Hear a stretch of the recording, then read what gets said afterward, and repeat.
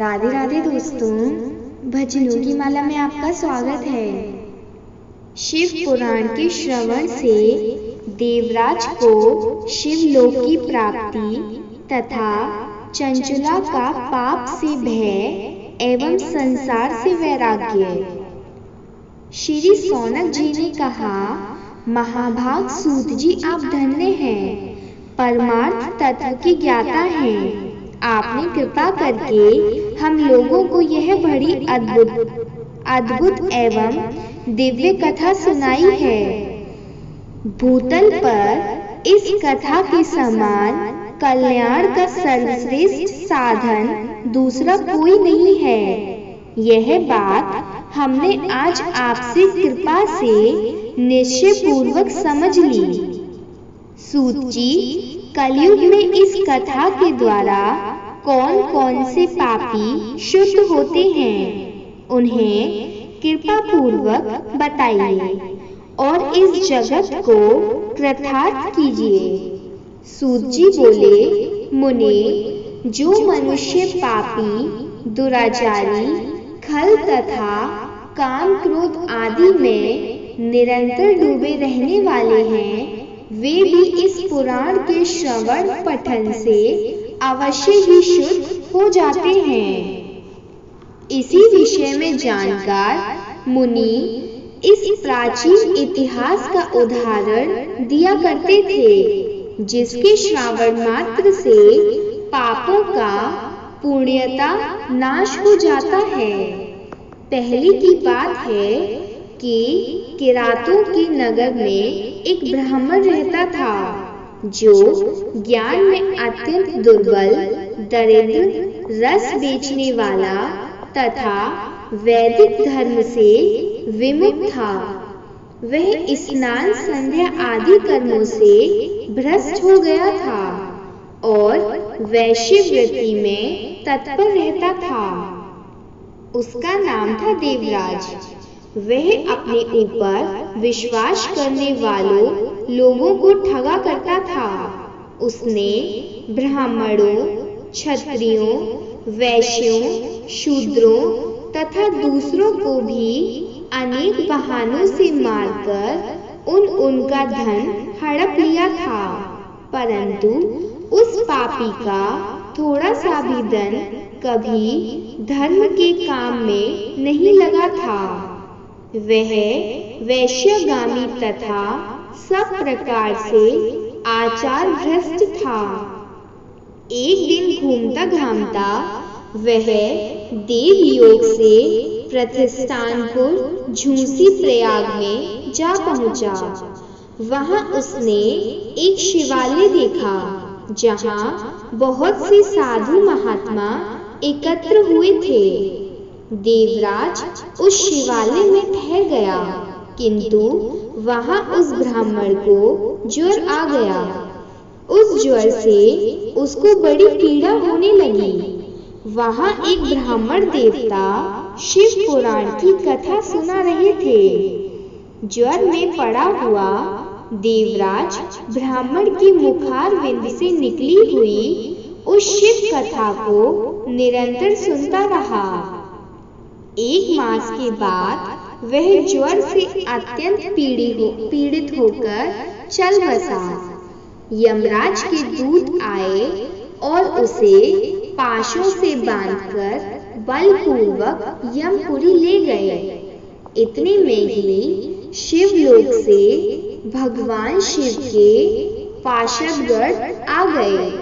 उनके और अंग कपूर के समान उज्जवल थे, हाथ त्रिशूल से सुशोभित हो रहे थे। उनके संपूर्ण अंग भस्म से उद्भासित थे और रुद्राक्ष की मालाएं उनके शरीर की शोभा बढ़ा रही थी। वे सब के सब क्रोध पूर्वक यमपुरी में गए। यमराज के दूतों को मार पीट कर बारंबार धमकाकर उन्होंने देवराज को उनके चंगुल से छुड़ा लिया और अत्यंत अद्भुत विमान पर बिठाकर जब वे शिवदूत कैलाश जाने को उद्यत हुए उस समय यमपुरी में बड़ा भारी कोलाहल मच गया। उस कोलाहल को सुनकर धर्मराज अपने भवन से बाहर आए। साक्षात दूसरे रुद्रों के समान प्रतीत होने वाले उन चारों दूतों को देखकर धर्मज्ञ धर्मराज ने उनका विधि पूर्वक पूजन किया और ज्ञान दृष्टि से देखकर सारा वृत्तांत जान लिया। उन्होंने भय के कारण भगवान शिव के उन महात्मा दूतों से कोई बात नहीं पूछी, उल्टे उन सब की पूजा एवं प्रार्थना की। तत्पश्चात वे शिवदूत कैलाश को चले गए और वहां पहुंचकर उन्होंने उस ब्राह्मण को दया सागर शाम शिव के हाथों में दे दिया। शौनक जी ने कहा, महाभाग सूत जी, आप सर्वज्ञ हैं। महामते, आपकी कृपा प्रसाद से मैं बारंबार कृतार्थ हुआ। इस इतिहास को सुनकर मेरा मन अत्यंत आनंद में निमग्न हो रहा है। अतः आप भगवान शिव में प्रेम बढ़ाने वाली शिव संबंधिनी दूसरी कथा को भी कहिए। श्री सूत जी बोले, सौनक सुनो, मैं तुम्हारे सामने गोपनीय कथा वस्तु का भी वर्णन करूंगा, क्योंकि तुम शिव भक्तों में अग्रगण्य तथा वेद वेताओं में श्रेष्ठ हो। समुद्र के निकटवर्ती प्रदेश में एक वाशकल नामक ग्राम था, जहाँ वैदिक धर्म से विमुख महापापी द्विज निवास करते थे। वे सब के सब बड़े दुष्ट हैं। उनका मन दूषित विषय भागों से ही लगा रहता है। वे ना देवताओं पर विश्वास करते हैं, न भाग्य पर। वे सभी कुटिल वृत्ति वाले हैं। किसानी करते और भांति भांति के आघत अस्त्र शस्त्र रखते हैं। वे व्यभिचारी और खल हैं। ज्ञान, वैराग्य तथा सधम मार्ग का सेवन ही मनुष्य के लिए परम पुरुषार्थ है। इस बात को वे बिल्कुल नहीं जानते हैं। वे सभी पशु बुद्धि वाले हैं। जहाँ के द्विज ऐसे हो, वहाँ के अन्य वर्णों के विषय में क्या कहा जाए। अन्य वर्णों के लोग भी उन्हीं की भांति कुंसित विचार रखने वाले स्वधर्म विमुख एवं खल हैं। वे सदा कुकर्म में लगे रहते और नित्य विषय भोगों में ही डूबे रहते हैं। वहाँ की सब स्त्रियां भी कुटिल स्वभाव की, स्वेच्छाचारिणी, पापासत, कुसितिक विचार वाली और व्यभिचारिणी हैं। वे सद्व्यवहार तथा सदाचार से सर्वथा शून्य हैं। इस प्रकार वहाँ दुष्टों का ही निवास है। उस वाशकल नामक ग्राम में किसी समय एक बिंदुक नामधारी ब्राह्मण रहता था। वह बड़ा अधम था, दुर्मात्मा और महापापी था। यद्यपि उसकी स्त्री बड़ी सुंदरी थी, तो भी वह कुमार्ग पर ही चलता था। उसकी पत्नी का नाम चंचला था। वह सदा उत्तम धर्म के पालन में लगी रहती थी, तो भी उसे छोड़कर वह दुष्ट ब्राह्मण वैशाख्यगामी को गया था। इस तरह कुकर्म में लगे हुए उस बिंदु के बहुत वर्ष व्यतीत हो गए। उसकी स्त्री चंचला नाम से पीड़ित होने पर भी, स्वधर्म नाश के भय से कलेश सहकर भी दीर्घ काल तक धर्म से भ्रष्ट नहीं हुई, परंतु दुराचारी पति के आचरण से प्रभावित हो आगे चलकर वह स्त्री भी दुराचारिणी हो गई। इस तरह दुराचार में डूबे हुए उन मूढ़ चित्त वाले पति पत्नी का बहुत सा समय व्यर्थ बीत गया। तदंतर शूद्र जातीय वैश्य का पति बना हुआ वह दूषित बुद्धि वाला दुष्ट ब्राह्मण बिंदुक समयानुसार मृत्यु को प्राप्त हो नरक में जा पड़ा। बहुत दिनों तक नरक के दुख भोगकर वह मूढ़ बुद्धि पापी विंध्य पर्वत पर भयंकर पिशाच हुआ। इधर उस दुराचारी पत्नी बिंदु के मर जाने पर वह मूढ़ हृदय चंचला बहुत समय तक पुत्रों के साथ अपने घर में ही रही। एक दिन देव योग से किसी पुण्य पर्व के आने पर वह स्त्री भाई बंधुओं के साथ गोकर्ण क्षेत्र में गई। तीर्थ यात्रियों के संगम में उसने भी उस समय जाकर किसी तीर्थ के जल में स्नान किया। फिर वह साधारणतया मेला देखने की दृष्टि से बंधुजनों के साथ यत्र तत्र घूमने लगी।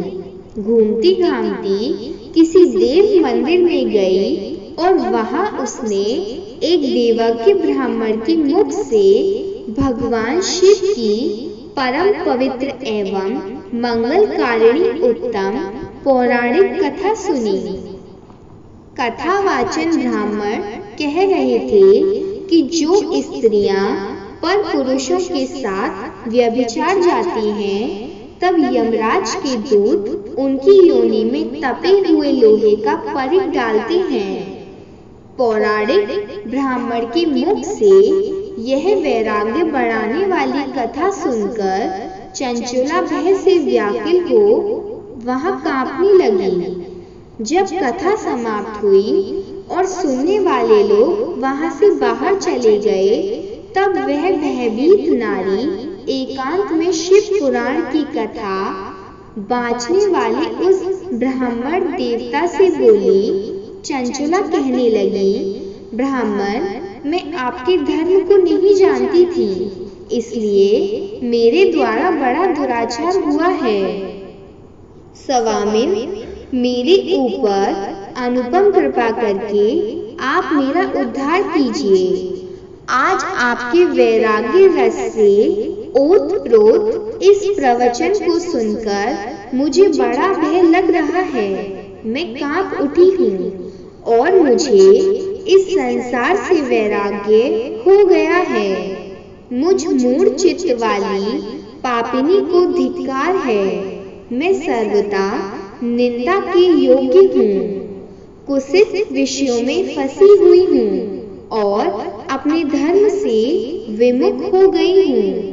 हाय, न जाने किस किस घोर कष्टदायक दुर्गति में मुझे पड़ना पड़ेगा और वहाँ कौन बुद्धिमान पुरुष कुमार्ग में मन लगाने वाली मुझ पापिनी का साथ देगा। मृत्यु काल में उन भयंकर यमदूतों को मैं कैसे देखूंगी, जब वे बलपूर्वक मेरे गले में फंदे डालकर मुझे बांधेंगे, तब मैं कैसे धीरज धारण कर सकूंगी। नरक में जब मेरे शरीर के टुकड़े टुकड़े किए जाएंगे, उस समय विशेष दुख देने वाली उस महायातना को मैं वहां कैसे सहूंगी।